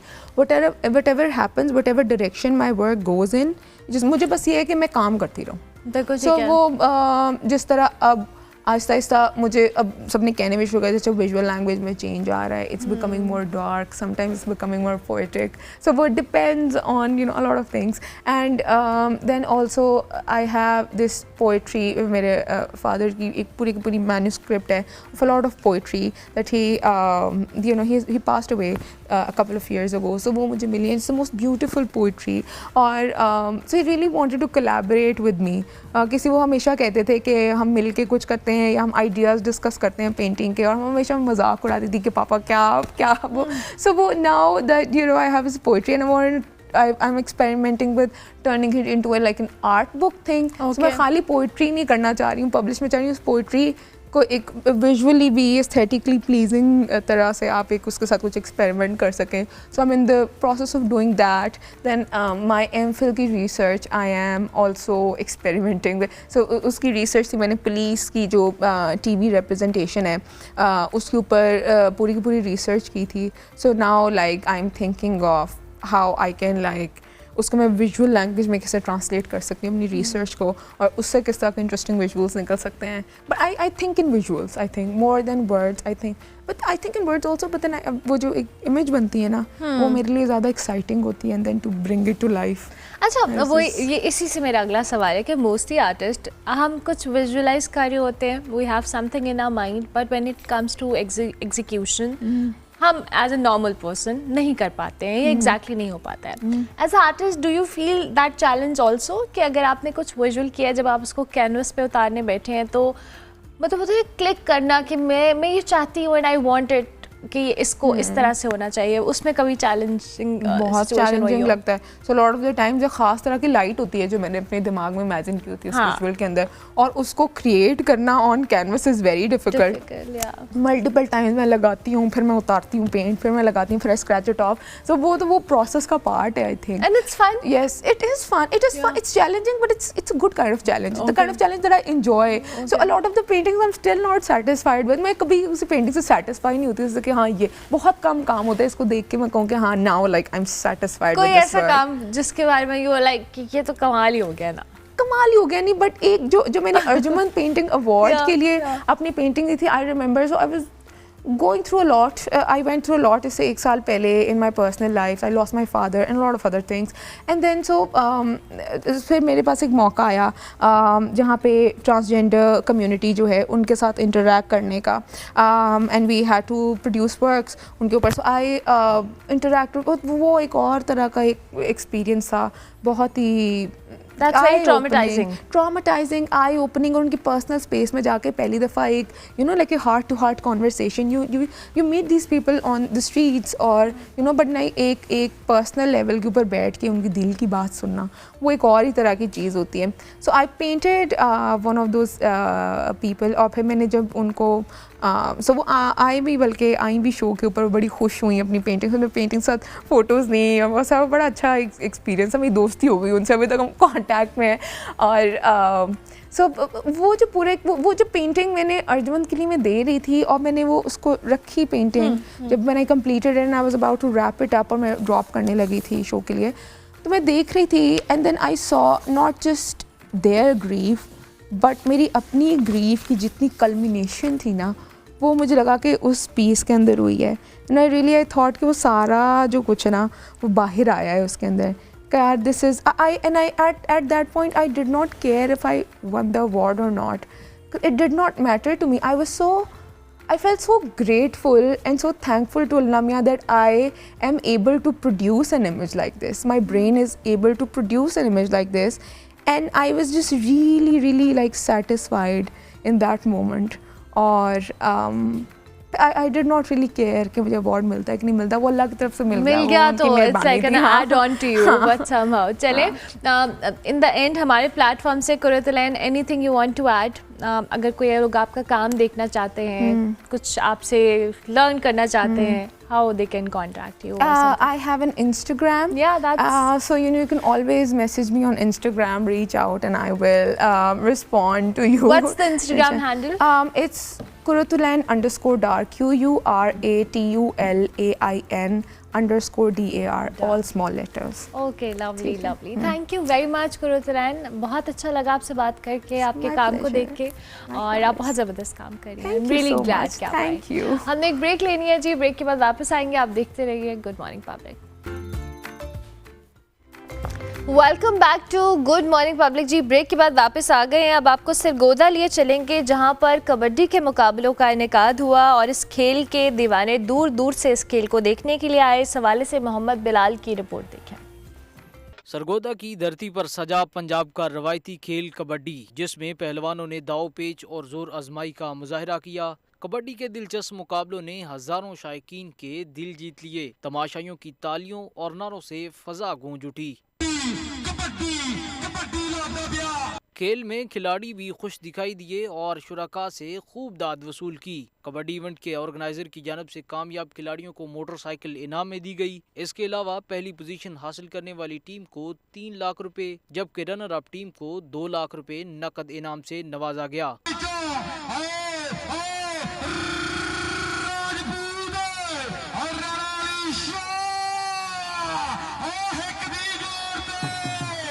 नौजवान नस्ल के लिए खेलों के मैदान आबाद होने से इनकी सेहत, तालीम और शख्सियत में बेहतरी आती है। खेलों से नौजवान में ताकत, हिम्मत और एतमाद पैदा होता है और इनको कामयाबी की तरफ गामजन रखता है। हुकूमत को चाहिए कि खेलों के मैदान आबाद करने के लिए फौरी इकदाम करे ताकि नौजवान नस्ल अपनी जिंदगी संवार सके। कैमरा टीम के साथ मोहम्मद बिलाल, पब्लिक न्यूज सरगोदा।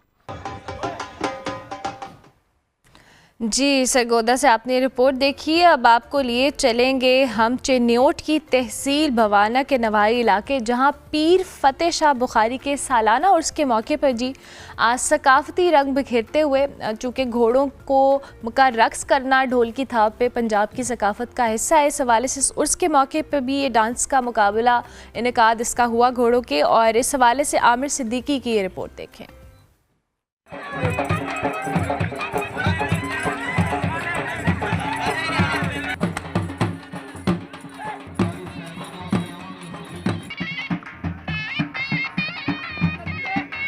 तहसील भवाना में हजरत पीर सैयद फतेह शाह बुखारी के सालाना उर्स के मौका पर सकाफती रंग बिखेरने के लिए घोड़े डांस के मुकाबले मुनक्किद किए गए, जिनमें मुल्क भर से आए शाह सवारों ने अपने घोड़ों के शानदार रक्स के जौहर दिखाए और हाजरीन को पंजाब की सकाफत की दिलकश झलक से महसूस किया।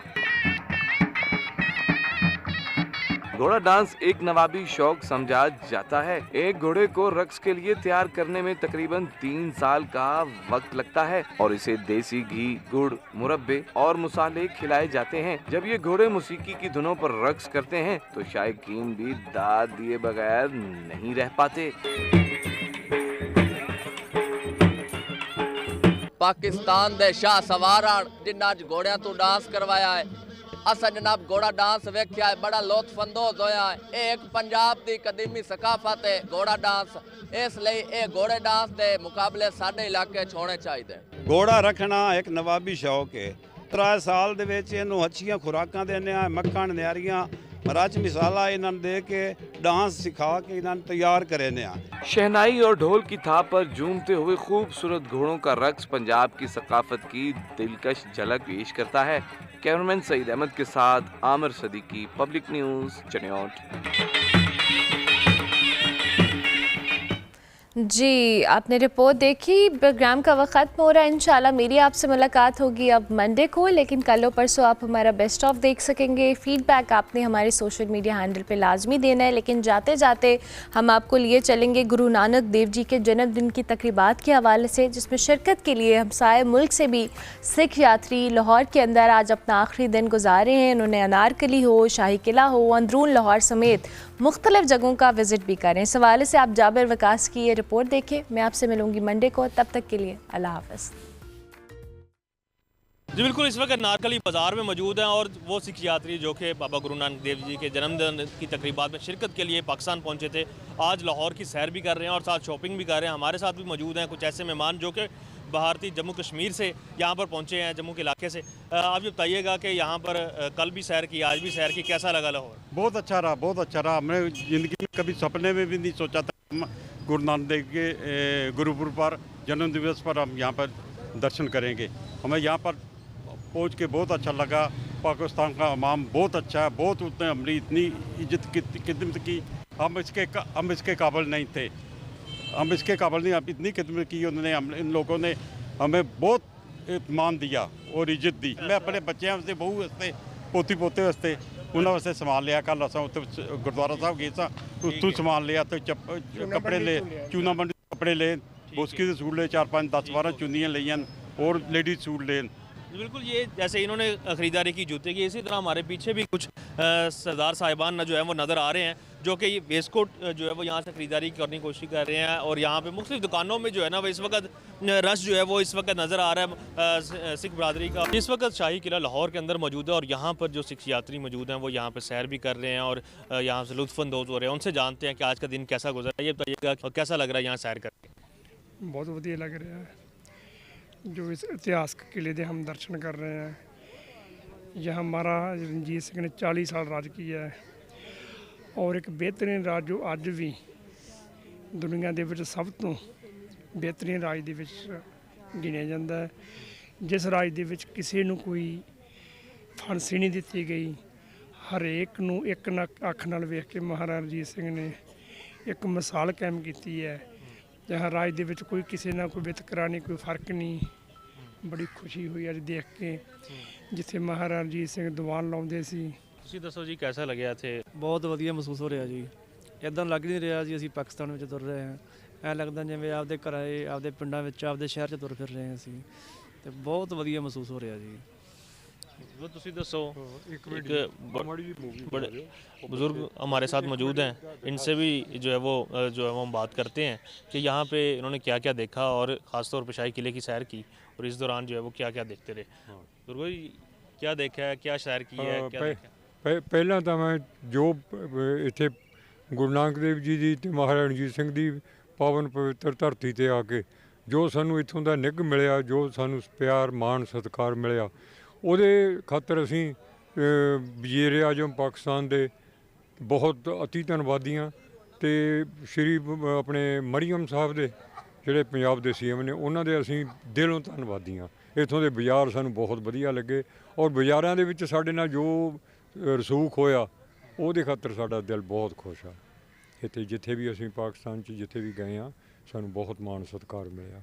बिल्कुल, पंजाब में और लाहौर में इनको वो बहुत ज़्यादा वेलकम किया गया और ख़ास तौर पर जिस तरह ये खुद बता रहे थे कि जो इनकी यहाँ पे शॉपिंग रही और इसमें ख़ास पर दुकानदारों की जानिब से कोई ऐसा मामला नहीं पेश आया कि कोई ओवर जो है वो प्राइस की जाए और ज़्यादा कीमत वसूल की जाए, लेकिन प्यार मोहब्बत के साथ जो है वो इनकी जो है वो ख़रीदारी मुकम्मल हुई। शाही किला भी वेख्या, जिन्होंने जानने हैं कि लाहौर वेख्या किंज लगे है, पाकिस्तान आके किंज लगे है, तो की अपने विचार साडे नाल सांझे करनगे। ये दसो जी, तुहाडा की नाम जी, ते कित्थों आए हो? मेरा नाम रजिंदर सिंह, ਜ਼ਿਲ੍ਹਾ ਫਤਿਹਗੜ੍ਹ ਸਾਹਿਬ। ਸਾਰੇ ਪਾਕਿਸਤਾਨ ਵਾਸੀਆਂ ਨੂੰ ਪਿਆਰ ਭਰੀ ਸਤਿ ਸ੍ਰੀ ਅਕਾਲ। ਬਾਕੀ ਜੋ ਕਿਲਾ ਦੇਖਿਆ ਸੀ, ਇਹਦੇ ਵਿੱਚ ਬੜੀਆਂ ਅਹਿਮ ਚੀਜ਼ਾਂ ਦੇਖੀਆਂ ਅੱਜ, ਜਿਹੜੀਆਂ ਕਿ ਅਜੇ ਤੱਕ ਨਾ ਦੇਖਣੀਆਂ ਸੀ ਜਾਂ ਗਾਹਾਂ ਦੇਖਾਂਗੇ, ਕੀ ਪਤਾ ਕਿ ਨਹੀਂ ਦੇਖਾਂਗੇ। ਉਹ ਜਾਣੀ ਹੁਣ 2 ਬੁਰਜ ਲਾਹੌਰ ਦੇ ਵਿੱਚ ਵਗੇ ਦਰਿਆ, ਉਹ ਇੱਕ ਕਹਾਣੀ ਆ, ਆਮ ਕਹਾਵਤ ਹੈ ਵੀ ਉਹ ਅਸੀਂ ਅੱਜ ਦੇਖੇ। ਜਿੱਥੇ ਬਾਬਾ ਬਿਧੀ ਚੰਦ ਨੇ ਘੋੜੇ ਲੈ ਕੇ ਗਿਆ ਸੀ, ਉਹ ਜਗ੍ਹਾ ਦੇਖੀ, ਸਾਨੂੰ ਬੜਾ ਸਕੂਨ ਮਿਲਿਆ ਵੀ ਸਾਨੂੰ ਬਾਬਾ ਬਿਧੀ ਚੰਦ ਦਾ ਇਹ ਸਥਾਨ ਸਾਨੂੰ ਦੇਖਿਆ ਸੀ ਅਤੇ ਅਸੀਂ ਖੁਸ਼ ਹੋਏ ਬਹੁਤ ਜ਼ਿਆਦਾ ਇਹਦੇ ਵਿੱਚ ਵੀ, ਕਿਲੇ ਦੇ ਵਿੱਚ ਵੀ ਸਾਨੂੰ ਇਹ ਸਥਾਨ ਵੀ ਸਾਨੂੰ ਦੇਖਣ ਨੂੰ ਮਿਲ ਗਿਆ। ਕੁਝ ਹੋਰ ਪ੍ਰਾਹੁਣੇ ਵੀ ਨਾਲ ਮੌਜੂਦ ਨੇ, ਉਹਨਾਂ ਨਾਲ ਵੀ ਗੱਲ ਕਰਨੇ ਆ। ਦੱਸੋ ਜੀ, ਕੀ ਨਾਂ ਹੈ ਤੁਹਾਡਾ, ਕਿਹੜੇ ਸ਼ਹਿਰ ਤੋਂ ਆਏ ਉੱਥੇ? ਹਾਂਜੀ, ਮੇਰਾ ਨਾਮ ਜੋਗਾ ਸਿੰਘ ਹੈ ਜੀ। ਅਸੀਂ ਲੁਧਿਆਣੇ ਸ਼ਹਿਰ ਤੋਂ ਆਏ ਹਾਂ, ਪੰਜਾਬ ਦੇ, ਤੇ ਪਹਿਲੀ ਵਾਰੀ ਆਏ ਹਾਂ। ਬਹੁਤ ਵਧੀਆ ਲੱਗਿਆ ਯਾਤਰਾ ਕਰਕੇ ਸਾਨੂੰ, ਤੇ ਇੱਧਰੋਂ ਦੇ ਲੋਕ ਤੇ ਇਹਨਾਂ ਦਾ ਜਿਹੜਾ ਫੋਰਸਾਂ ਸਟਾਫ ਆ, ਪੁਲਿਸ ਵਾਲਾ ਸਟਾਫ ਆ, ਸਾਰਿਆਂ ਦਾ ਬਿਹੇਵੀਅਰ ਬਹੁਤ ਵਧੀਆ ਸੀ। ਸਾਫ ਸਫਾਈ ਆ ਬਹੁਤ ਵਧੀਆ, ਤੇ बहुत बढ़िया मिल बर्तन। तो लाहौर के शाही किले की सैर कर रहे हैं, हमारे साथ ये यात्री मौजूद हैं, उनसे भी बात करते हैं। माँ जी, ये बताएं कैसा लग रहा है आज ये घूम के और लाहौर में घूम के कैसा? बहुत वधिया लगे वीरे, बहुत वधिया है। सारियां चीज़ां देखण लई, पुराणियां चीज़ां जिवें वेख के बहुत वधिया लगदा गा। ਤੇ ਇਹ ਜਿੰਨਾ ਵੀ ਸਾਰਾ ਵੇਖ ਕੇ ਘੁੰਮ ਕੇ ਸਾਰੇ ਬਾਜ਼ਾਰ ਗਏ ਆ, ਬਹੁਤ ਸ਼ਾਪਿੰਗ ਕੀਤੀ ਹੈ, ਵੀ ਗੁਰਦੁਆਰਾ ਸਾਹਿਬ ਦਰਸ਼ਨ ਦਿਦਾਰੇ ਕੀਤੇ, ਸੰਗਤ ਦੇ ਨਾਲ ਮੇਲ ਜੋਲ ਕੀਤਾ, ਸਾਰਾ ਬਹੁਤ ਵਧੀਆ ਲੱਗਿਆ। ये बताएं कि क्या खरीद ये घर वालों के लिए क्या खरीदा? ਬਸ ਜੀ ਜਿਵੇਂ ਜੁੱਤੀਆਂ ਕਹਿੰਦੇ ਲਾਹੌਰੀ ਜੁੱਤੀ ਤੇ ਹੋਰ ਸੂਟ ਵਗੈਰਾ, ਕੋਈ ਲਾਲਾ ਚੁੰਨੀਆਂ ਹੁੰਦੀਆਂ, ਜਿਵੇਂ ਇਹ ਚੀਜ਼ ਖਰੀਦੀ ਹੈ ਸਾਰੀ। ਤੁਸੀਂ ਦੱਸੋ ਜੀ, ਇੱਥੇ ਸਾਰਾ ਘੁੰਮੇ ਹੋ, ਕੀ ਵੇਖਿਆ ਜੇ, ਕੀ ਖਰੀਦਿਆ ਜੇ, ਕੀ ਖਾਦਾ ਜੇ? ਵਾਹਿਗੁਰੂ ਜੀ ਕਾ ਖਾਲਸਾ, ਵਾਹਿਗੁਰੂ ਜੀ ਕੀ ਫਤਿਹ। ਸੰਗਤੋਂ ਮੈਂ ਇਹ ਗੱਲ ਕਹਿਣ ਲੱਗੀ ਹਾਂ ਵੀ ਪਰਮਾਤਮਾ ਨੇ ਸਾਨੂੰ ਬਹੁਤ ਸੋਹਣਾ ਮੌਕਾ ਦਿੱਤਾ, ਜਿਹੜਾ ਸਾਨੂੰ ਇੱਥੋਂ ਦਰਸ਼ਨ ਦਿਦਾਰੇ ਹੋਏ ਤੇ ਸੰਗਤਾਂ ਦੇ ਗੁਰੂ ਨਾਨਕ ਦੇਵ ਜੀ ਨੇ ਬਚਪਨ ਤੋਂ ਲੈ ਕੇ ਅਖੀਰ ਤੱਕ ਜਿੱਥੇ ਤੱਕ ਗਏ ਆਏ, ਉਦਾਸੀਆਂ ਕੀਤੀਆਂ, ਸਾਰੇ ਉਸ ਇਤਿਹਾਸ ਦਾ ਸਾਨੂੰ ਪਤਾ ਲੱਗਿਆ। ਪਹਿਲਾਂ ਅਸੀਂ ਇੰਡੀਆ ਦੇ ਵਿੱਚ ਸੁਣਦੇ ਹੁੰਦੇ ਸੀਗੇ ਵੀ ਉੱਥੇ ਇਸ ਤਰ੍ਹਾਂ, ਪਰ ਅੱਜ ਸਾਨੂੰ ਇਹ ਮੌਕਾ ਮਾਲਕ ਨੇ ਦਿੱਤਾ ਵੀ ਤੁਸੀਂ ਇਸ ਚੀਜ਼ਾਂ ਦੇ ਦਰਸ਼ਨ ਦਿਦਾਰੇ ਕਰੋ। ਤੁਸੀਂ ਦੱਸੋ ਜੀ, ਕਿੰਝ ਲੱਗ ਰਿਹਾ ਆ ਕੇ ਤੇ ਆਪਣਾ ਸੰਗਤ ਨਾਲ ਹੀ ਗਏ ਹੋ, ਘਰ ਵਾਲਿਆਂ ਨਾਲ, ਕਿਸ ਤਰ੍ਹਾਂ ਲੱਗ ਰਿਹਾ? ਬਹੁਤ ਚੰਗਾ ਲੱਗਦਾ ਜੀ ਸਾਨੂੰ ਇੱਥੇ ਆ ਕੇ। ਬਹੁਤ ਚਿਰਾਂ ਤੋਂ ਅਰਦਾਸਾਂ ਕਰਦੇ ਸੀ ਵੀ ਮਹਾਰਾਜ ਦੇ ਦਰਸ਼ਨ ਕਰੀਏ ਕਦੇ। ਮਹਾਰਾਜ ਨੇ ਐਤਕੀ ਸਮਾਂ ਬਣਾਇਆ, ਬਹੁਤ ਚਿਰ ਹੋ ਗਏ ਸੀ ਅਰਦਾਸਾਂ ਕਰਦਿਆਂ ਨੂੰ। ਐਤਕੀ ਮਹਾਰਾਜ ਨੇ ਵੀਜ਼ਾ ਲਵਾਇਆ ਤਾਂ ਇੱਥੇ ਦਰਸ਼ਨ ਕੀਤੇ, ਬਹੁਤ ਚੰਗਾ ਲੱਗਿਆ ਜੀ। ਤੁਸੀਂ ਦੱਸੋ ਜੀ, ਕਿਹੜੇ ਇਲਾਕੇ ਤੋਂ ਆਏ ਹੋ, ਕੀ ਕਿੰਝ ਲੱਗਾ ਜੀ? ਅਸੀਂ ਮਾਨਸਾ ਜ਼ਿਲ੍ਹਾ ਜੀ, ਪੰਜਾਬ, ਇੰਡੀਆ। ਬਹੁਤ ਵਧੀਆ ਲੱਗਿਆ ਜੀ, ਸਾਨੂੰ ਮਿਲ ਕੇ ਐਂ ਲੱਗਦਾ ਹੈ ਸਾਨੂੰ ਉੱਥੇ ਜੋ ਕੁਝ ਹੋ ਰਿਹਾ ਸੀ, ਕਹਿ ਰਹੇ ਸੀ ਵੀ ਮਤਲਬ ਉੱਥੇ ਪਾਕਿਸਤਾਨ ਦੇ ਵਿੱਚ ਜਾਓਗੇ ਇਸ ਤਰ੍ਹਾਂ ਹੋ ਜਾਊਗਾ, ਬਹੁਤ ਹੋ ਜਾਊਗਾ, ਅਸੀਂ ਪਰ ਇੱਥੇ ਆ ਕੇ ਤੁਸੀਂ ਇੰਨਾ ਪਿਆਰ ਦਿੱਤਾ, ਇੰਨਾ ਮੁਹੱਬਤ ਦਿੱਤੀ, ਸਾਨੂੰ ਐਂ ਲੱਗਦਾ ਅਸੀਂ ਬਿਲਕੁਲ ਆਪਦੇ ਪੰਜਾਬ ਦੇ ਵਿੱਚ ਹੀ ਫਿਰਦੇ ਹਾਂ, ਅਸੀਂ ਚੜ੍ਹਦੇ ਪੰਜਾਬ ਦੇ ਵਿੱਚ ਹੀ ਫਿਰ ਰਹੇ ਹਾਂ। ਤੁਸੀਂ ਦੱਸੋ ਜੀ, ਕੀ ਆਪਣੇ ਜਿਹੜੇ ਨਾ ਵਿਚਾਰ ਸਾਂਝੇ ਕਰੋਗੇ? ਜੀ ਪਹਿਲਾਂ ਸਾਡੇ ਦਿਲ ਵਿੱਚ ਇੱਛਾ ਸੀ ਵੀ ਸਾਡੇ ਬਜ਼ੁਰਗ ਪੁਰਾਣੇ ਇਸ ਇਲਾਕਿਆਂ ਦੇ ਤੇ ਘੱਟੋ ਘੱਟ ਅਸੀਂ ਦੇਖ ਤਾਂ ਲਈਏ ਜ਼ਿੰਦਗੀ 'ਚ, ਤਾਂ ਸਬੱਬ ਦੇ ਨਾਲ ਵਾਹਿਗੁਰੂ ਦੀ ਕਿਰਪਾ ਸਦਕਾ ਸਾਡਾ ਵੀਜ਼ਾ ਜਿਹੜਾ ਲੱਗ ਗਿਆ ਇੱਥੇ ਦਾ। ਤੇ ਵੀਜ਼ਾ ਲੱਗਣ ਦੇ ਨਾਲ ਅਸੀਂ ਬੜੇ ਆਏ, ਉਦੋਂ ਤਾਂ ਡਰਾਵੇ ਬਥੇਰੇ ਦਿੰਦੇ ਰਹੇ, ਇਹ ਹੋਊਗਾ, ਫਲਾਣਾ ਹੋਊਗਾ, ਧਮਕਾ ਹੋਊਗਾ। ਇਹ ਵਾਹਿਗੁਰੂ ਪਰਮਾਤਮਾ ਇਹ ਮੌਕੇ ਦਿੰਦਾ ਰਿਹਾ, ਕਿਉਂਕਿ ਇਹਦੇ ਨਾਲ ਦੋਹਾਂ ਧਿਰਾਂ ਦੀਆਂ ਸਾਂਝਾਂ ਬਣੀਆਂ ਰਹਿੰਦੀਆਂ। ਜੀ ਬਿਲਕੁਲ, ਸਾਂਝਾ ਬਣੀਆਂ ਰਹਿੰਦੀਆਂ ਤੇ ਬੜੇ ਇਹਨਾਂ ਦੀ ਜਿਹੜੀ ਹੈ ਉਹ ਸੋਚ ਵਿਚਾਰ ਹੀ ਗਏ ਸੀ ਕਿ ਪਾਕਿਸਤਾਨ ਆ ਕੇ ਬੜੀ ਖੁਸ਼ੀ ਹੋਈ ਤੇ ਆਇੰਦਾ ਵੀ ਆਉਣ ਦੀ ਜਿਹੜੇ ਨਾ ਕੋਸ਼ਿਸ਼ ਕਰੇ।